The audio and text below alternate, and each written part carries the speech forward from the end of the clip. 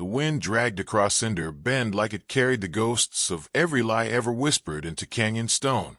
Shutters banged on crooked hinges. A dog barked once, then thought better of it. The sun wasn't high yet, but already the air was turning to iron. Hot, sharp, and merciless. Out here, morning didn't promise anything. It just arrived, same as death. And in the middle of the town square, there she stood, barefoot, hair shorn blunt and cruel, tied at the wrist to a mule that had more ribs than strength. No one said her name. Maybe no one knew it. Maybe she didn't remember it herself. The mule wheezed like it was apologizing for being alive. A fly crawled over its cracked eye. The girl didn't move. $2 and the donkey, said Toll Gris, his voice as slick and dead as oil on a dry creek. He spat, then nodded at the girl like she was a sack of beans. Fair deal. From the saloon steps, Nettie grinned without warmth. He was a wide man, face red and split by old scars, thumbs hooked under his suspenders like the world owed him thanks for standing. $2 and that bag of bones? You trying to rob me, Toll? Toll scratched his neck, looked up at the sky like he was thinking hard, then shrugged. She don't talk. Don't eat much either. You'll get your money's worth. Netik laughed, slapped the rail with one meaty hand, and leaned forward. She ain't got hair. What am I gonna do with a girl no fellow wants to look at? She's not for looking, Toll muttered, eyes shifting. The girl blinked once. Slow. Nothing else. Down the street, a boy peeked from behind the feed store door. A woman swept her porch slower than usual. Even the dust seemed to hang in place, waiting. And then the sound. Not much at first. Just the distant rattle of hooves on dry stone, steady as a prayer. No rush. No panic. Just rhythm. Cinder Bend turned quiet. Real quiet. Like the desert had leaned in to listen. The rider came around the bend, long as a shadow and dressed in trail dirt and dusk. His coat was gray, his hat lower than lawman Waram, and his horse was dark enough to drink the sun. A silver star glinted once on his chest, then disappeared beneath the coat again. He didn't stop. Just past the blacksmith, past the store, past the watering trough. When he reined in by the saloon, he did it with a breath, not a word. The horse obeyed like it had known that breath for years. No one greeted him, not even Netik. The man dismounted slow, dust settling around his boots like it was afraid to touch him. His face was quiet, not cold, just far away, like he hadn't come all this way for talking. The girl looked up. Their eyes met. She didn't plead. He didn't flinch. Toll's voice broke the still. You got business here, stranger? The rider didn't answer right away. He walked to the girl, looked at the rope around her wrist, then at the mule. His hand rose, touched the animal's shoulder, felt the tremble under the skin. He nodded once, almost to himself. Then he turned to Netik. She's mine now. Netik shifted. Beg pardon. The man took something from his coat, a coin, silver and worn, placed it on the rail like it might burn through the wood. For the trouble. That don't cover. The rider looked up. Really looked. Netik stopped speaking. Swallowed hard. Step back. Toll Gris chuckled. You gonna take her and that mule? Be my guest, stranger. Ain't no loss. The girl stared at the coin. Then the man. Then the sky. Her lip quivered, once, like the memory of a cry that never came. The man turned to her, untied the rope, and loosened the knot slow, gentle, like unwinding a noose from a tree branch. He didn't ask her name, didn't offer his. He just said, soft as a whisper, You ready? She looked at the mule. It blinked. She looked at the road. Still empty, still cruel. Then she nodded, and they walked. No saddle, no wagon, just boots and dust, a girl with cropped hair, a sick donkey, and a man with a silver star he didn't wear out in the open. They passed the store. The woman with the broom watched them go, still sweeping nothing. They passed the church. The door creaked once in the wind.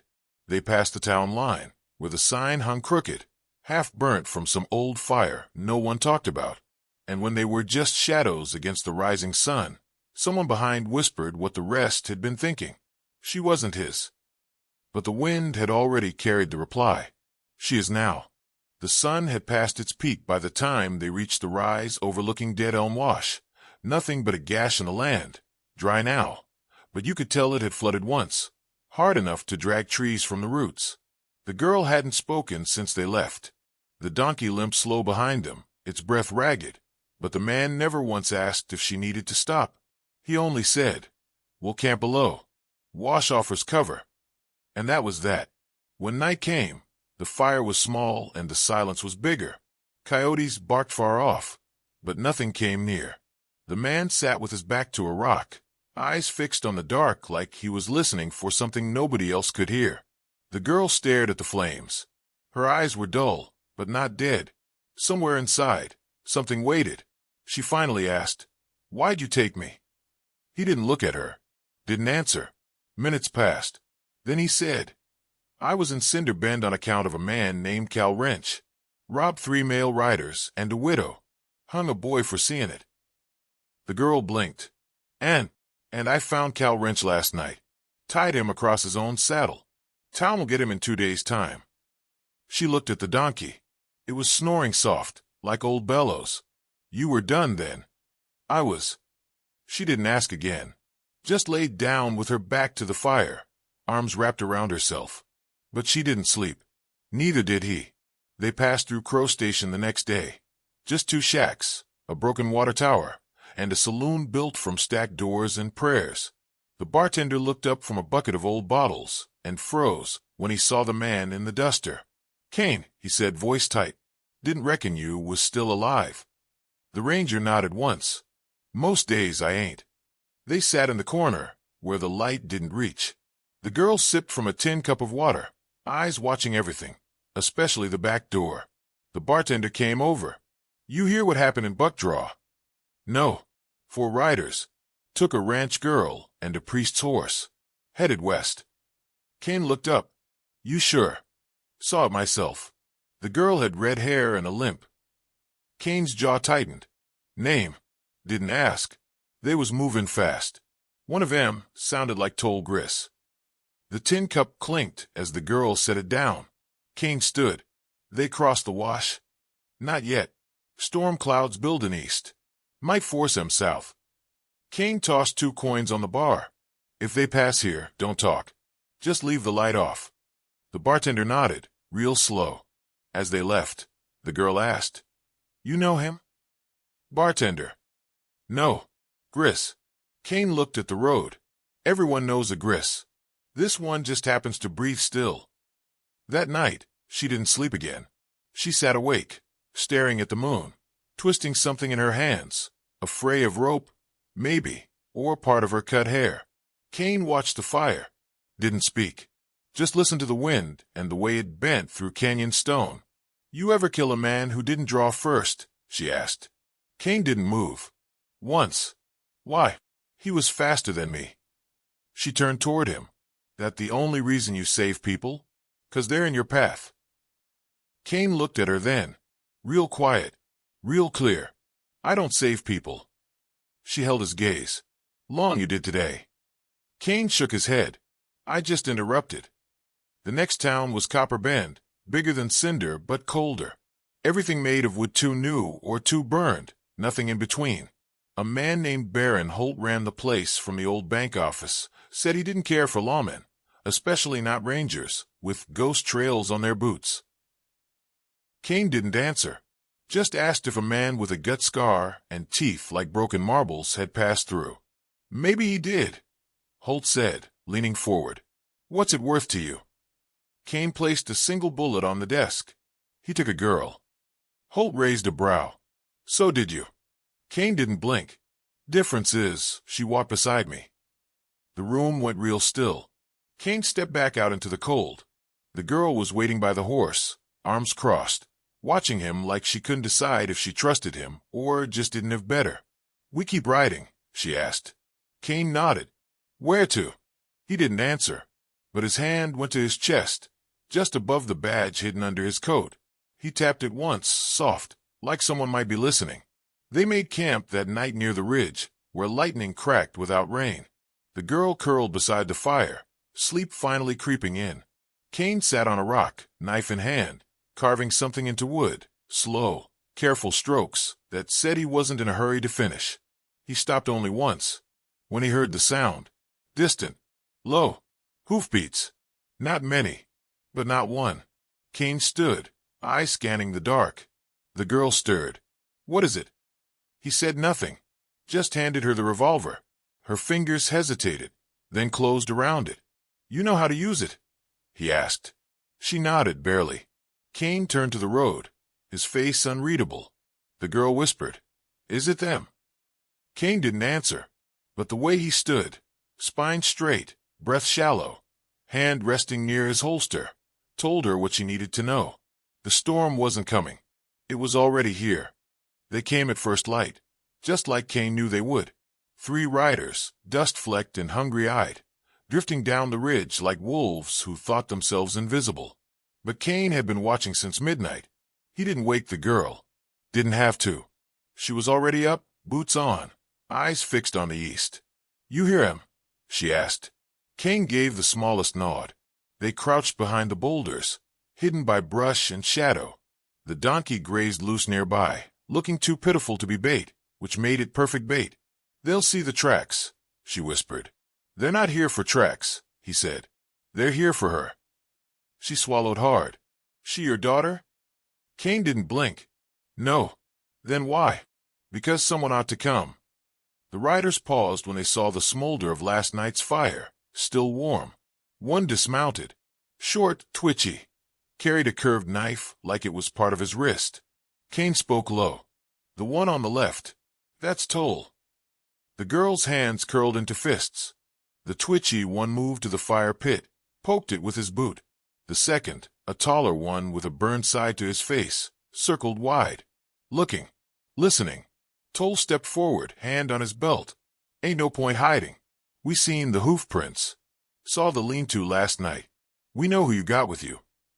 Kane rose first. Not fast, not slow, just enough to let the silence fall like iron. Toll's eyes twitched. "Well, look at that. The gray ghost." Kane's voice was even. "Where is the red-haired girl?" Toll grinned. "Took her to the river crossing. Sold her horse for a bottle and a prayer." "Where is she now?" Toll shrugged. "Not with you." Kane's jaw twitched. Wrong answer. The third rider, the tall one, moved quick, drawing iron. Kane was quicker. 3 shots cracked the canyon like thunder swallowed by stone. The tall one dropped first, face in the dirt before he knew he'd been hit. Toll flinched. Kane had already moved. The twitchy man screamed, stumbled back. His blade flew from his hand, and a second later, Kane's boot was on his chest, holding him to the ground. Toll reached for his gun. Didn't make it. Kane didn't shoot. He stepped forward, calm as a sermon, and hit Toll once in the mouth with the barrel of his Colt. Toll hit the ground with a spit of blood and teeth. The girl stepped into the open, gun shaking in her hands. Kane turned. She didn't point it at the men. She pointed it at him. For a breath, Kane said nothing. "Why?" he asked low. She swallowed. "You're taking me to him, aren't you?" Kane's eyes didn't flicker. "To who?" She took a step forward. "You've been chasing something this whole time, and it's not just a girl with red hair. It's him." Toll laughed from the ground, spitting blood. "She figured it out, huh?" Kane's jaw clenched. "Shut your mouth." Toll looked up at the girl. "Your ranger here's got history. Took a bounty once, a long time back. Real famous story. Real ugly ending." The girl's grip tightened. "He sold her, didn't he?" Toll's grin was all broken teeth. "He turned her in for the coin. Said it was law. But the man she was running from, her husband, he paid the judge to look the other way. Kane knew it." She looked at Kane. "Is it true?" Kane didn't nod, didn't deny it. He said only, "It wasn't supposed to go that way." "That woman," she said, voice trembling. "She was your wife." Kane looked past her, into the light that was starting to rise over the hills. "She was," he said. No one spoke for a moment. Then Kane stepped toward Toll, raised his gun, but the girl stepped between them. "Don't." Kane stared at her. "He sold you. Cut your hair. Tied you to an animal like a sack of feed. I know what he did." Kane's voice dropped. "And you'd stop me?" She looked at Toll. Look back at Kane. You said someone ought to come. That doesn't mean someone ought to kill. Kane's hand lowered. He turned, without a word, and walked to the edge of the ridge. She followed, slowly, the revolver still in her hand. Toll groaned behind them, crawling to his knees. Kane stood with the sun in his eyes. Said nothing. She stood beside him. After a moment, she whispered, "What was her name?" He didn't answer. She didn't ask again. But she knew. The bodies were buried shallow, because the ground was mean and the shovel was borrowed. Kane didn't say much during it. Just moved quiet, every motion like he'd done this too many times to count. The girl helped, her face hard now. Whatever softness she'd carried was gone, burned off in the firelight of the ridge, peeled back by the truth like hide from bone. When it was done, Kane placed a single rock on each grave. The third man, the tall one, had no name they knew, but Kane gave him a stone just the same. They didn't mark the graves, just left them to the sky and whatever wind chose to remember. They rode west for 3 days after that, past the spine of Devil's Gate Ridge, where the canyons cracked and the air smelled of ash and copper. The donkey gave out on the second day, legs stiff, body hollowed from bad water and worse luck. Kane didn't say a word. He dug a hole beside a mesquite tree and laid the poor beast down himself. The girl stood by. She didn't cry. She hadn't since that morning on the ridge. "I don't know what I am now," she said. Kane looked at her. "You're breathing. That's a start." She let out a dry laugh. "You always speak like that, like everything's been dead 20 years. Kane's mouth twitched. Almost a smile. "Feels that way." They reached Spur Hollow by dusk. A mining town turned ghost town turned something in between. A few fires still burned in windows. A few dogs barked. But the place had the feel of something waiting to fall over. Kane went to the post. Found the wireman. Sent a message. To who? The girl didn't ask. He came out holding a folded piece of paper. No joy in his face. Marshall at Fort Laramie sent word. The girl's still alive. Red hair, 10 years old, favoring her left leg. The girl looked up fast. Kane nodded. She's being held near Coyote Draw. South Fork of the river. 6 men. Armed. Ain't moving. The girl said nothing. Just closed her eyes. Kane studied her face. "You don't have to come." She opened her eyes. "What if I want to?" Kane paused. "Then you stay behind me." The ride south was dry and hot, the kind of heat that sank into your teeth and stayed there. Vultures circled high, though Kane didn't look up. He only watched the ground, tracking sign, measuring distance. Every so often, he touched that place just beneath his coat, where the badge hid. They found the trail a day later. Boot prints, hoof marks, ashes from a cook fire still warm. "They're close," Kane muttered. The girl stared at the prints. "They got her tied." "Maybe." She knelt and ran her fingers across the dirt. "When I was taken, I tried to scream the first night. They laughed, said the desert would swallow me louder than I ever could." Kane didn't reply. She looked up. "I wasn't just scared. I was angry." Kane crouched beside her. "Hold on to that. Anger burns. It keeps you warm when the cold won't leave." By dusk, they saw smoke rising over the basin. A fire. Kane stopped the horse. "We wait," he said. "For what?" she asked. He looked toward the darkening ridge. Riders. And sure enough, they came. 2 of them. From the south trail. Moving like they owned the road. Kane narrowed his eyes. Not the same ones. The girl tilted her head. Bounty men. Maybe worse. They passed without stopping. Didn't look twice. But Kane saw the brand on the second man's horse. A V split by a nail. "Veslin," he whispered. She looked at him. "What is that?" "Family I knew. Ran guns through Salt Creek. Died out years back." He turned away. Or maybe they didn't. That night, they camped a mile off the basin. The girl set stones in a circle. Kane laid out the rifles. 2. 1 for each of them. She touched the cold metal of the barrel and said, "I won't freeze up." "I know. I'll do what needs doing." "I know." He handed her a strip of jerky. She didn't take it.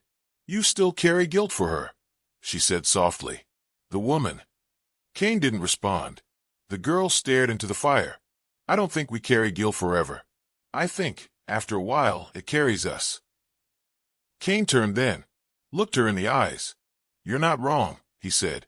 At dawn, the wind picked up, carried the smell of horses, smoke, and something else. Fear. Kane saddled the horse, without a word. The girl packed the rifles. As they mounted up, she looked at him. If I don't come back. He cut her off. You will. But if I don't. You will. The way he said it left no room for anything else. But she saw it just the same. The flicker in his eyes. The thing he wouldn't say. They crested the bluff above Coyote Draw just before the sun broke, full over the hills. Below, 6 tents. 3 horses. A red cloth hanging on a stick. A signal. The girl reached for her rifle. Kane held up a hand. Wait. From the far side of the draw, another rider approached. Not from the camp. From the southern pass. The girl tensed. Kane stared. It's him, he said.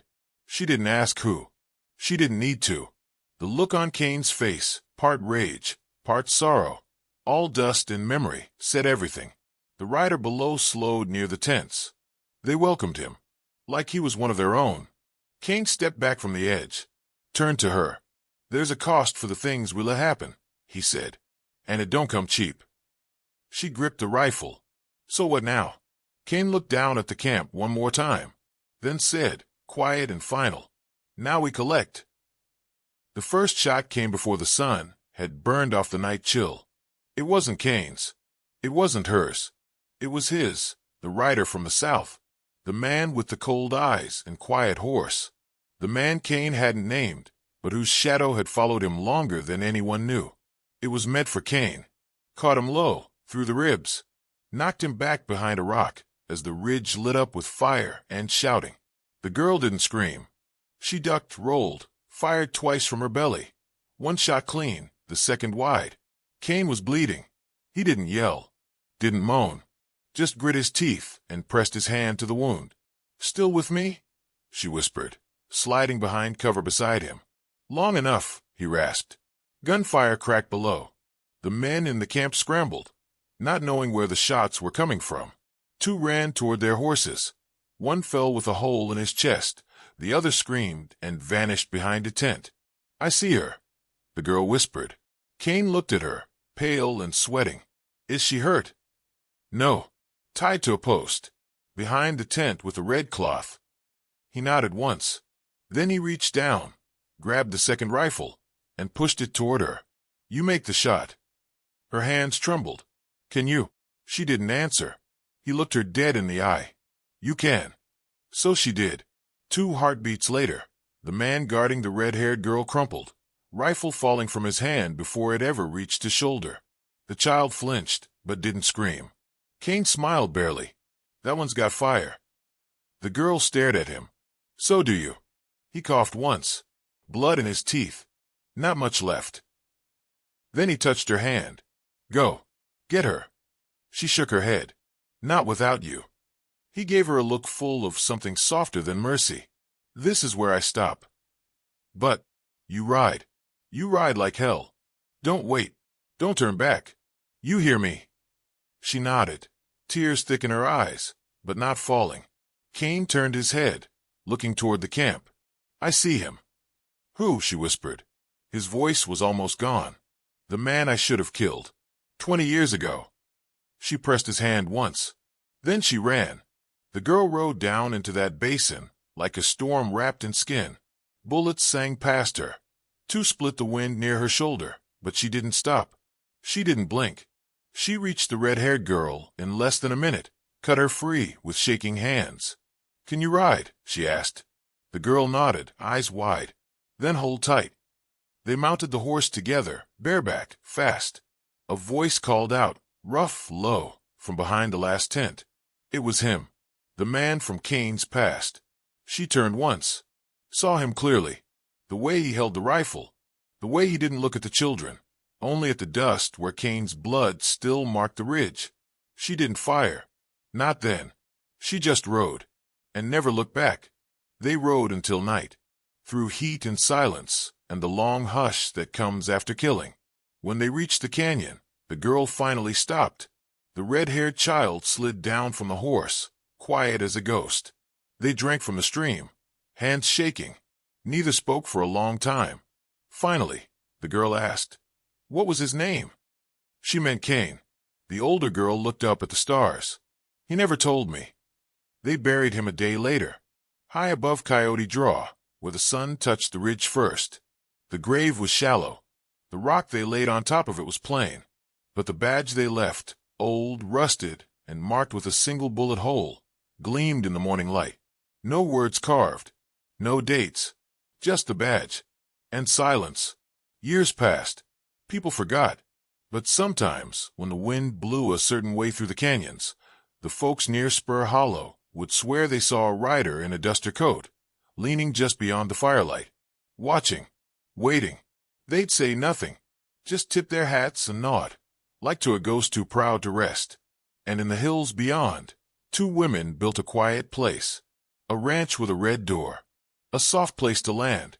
They never spoke much about what came before, but when the girl, now grown, saw a man with a scar or a laugh too sharp, she'd pause, just for a second, hand near the rifle she still kept behind the stove, not out of fear, but memory, a fire that never went out, a fire that stayed.